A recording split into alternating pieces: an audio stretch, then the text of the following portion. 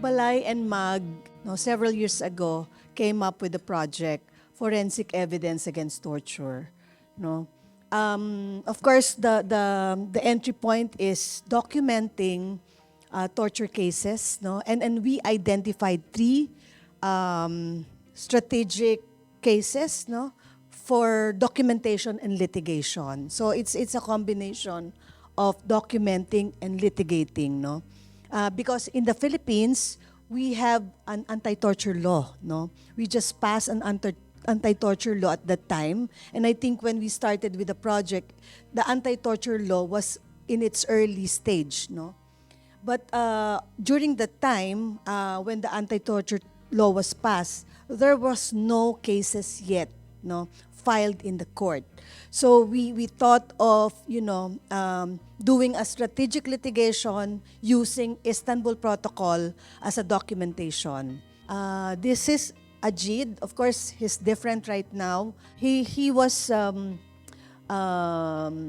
arrested, no, during the war, the height of the war on terror, no. We want to establish who was responsible for that torture, no. Now, in this project, I'd like to emphasize that this is not Balay's project only. This is and I would want to say that I think this is a good working relationship in the Philippines, because we jointly work together for several torture cases, and this is a good example of that, no. Mag took care of the medical documentation, no, and Balay look into the psychological aspect, psychosocial. Yeah, what we did was, of course, along with other legal organizations in the Philippines, we were able to form, a team, no, to do the joint case management, co-management. And when we say co-management, it's only not only about the medical, the psychological, but it also includes legal. Of course, IRCT was always there. And that the IRCT has forensic expert, they called it IFEG. And it beefed up, no, our documentation related to torture. The case took long years. Ajith stood as a witness, no, and he pointed out the perpetrator. So we at that time we were really ecstatic, because that's really for him, it's the epoch, no.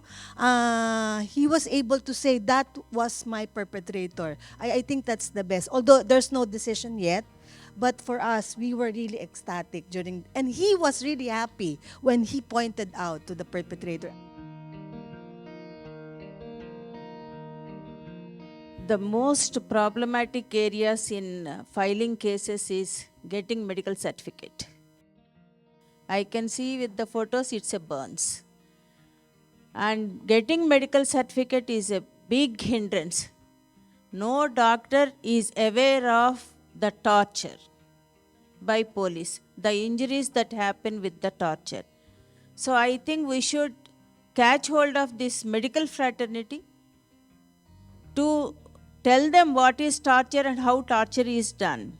Phalanga, mock suicides, mock hangings, burns, genital injuries, electrical injuries. That's what happens. I have seen all sorts of torture. Cutting of the tongue also I have seen. So it is very important for the medical fraternity. At the first step itself, we are not getting the medical certificate. For India, Mr. Lenin will agree with me, in India, we need a medical certificate to file a case. And how many doctors in the emergency rooms of government hospital will give us a medical certificate? They say general injuries, contusions. Very, very vague things only they identify. So it is the first step. As a doctor, I feel that the first step itself we are failing to get the medical certificate. I think torture medicine should become part of curriculum of doctors. Actually, I was also a medical doctor and posted in a rural district in Nepal. So while I was posted there, like I didn't have the training on how to conduct the medical legal examination of torture and how to document the cases, both on medical perspective, physical perspective, as well as psychological evaluation. So most of the time in countries like Nepal and India, so the training on medical legal documentation and examination is lacking. So while somebody is posted in a government health facility, so he or she cannot document the way in which it should have been done. So I think it's not an intentional purpose, but due to the lack of training and awareness. So I think this should be a part of the training, and also a campaign to integrate this sort of training as a part of, maybe like say induction training, while they are being posted in certain government health facilities or hospitals, so that they can document. So if that's done, I think that would make our task easier. So for that purpose, I think we could collaborate with the government, and also with the respective associations like the Doctor Society, and also the Psychiatrist Association of Nepal, or other stakeholders and non-government organizations, so that this training is included and they are aware of documenting these cases. So and our task becomes easier. Well, I think, I don't know whether you remember me. I was a member of that IRCT team who came to Philippines in 2009 with Professor Shebnam Koror, right? And we started training, and in fact, after that, we went to most of these Asian countries with Professor Shebnam Koror, to Nepal, and we did the program with the Advocacy Forum, and we went to Thailand, and then to Pakistan. We trained doctors on using this Istanbul protocol, and we trained these doctors. And then, in fact, in Sri Lanka, the forensic doctors, we are called judicial medical officers in Sri Lanka. We took up an initiative, and we developed the Istanbul protocol to suit our setup.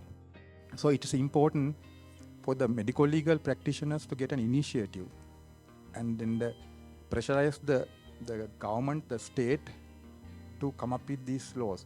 In fact, in Sri Lanka we did it. In 2004, the Anti-Torture Act came in, and then after that, Human Rights Commission was established.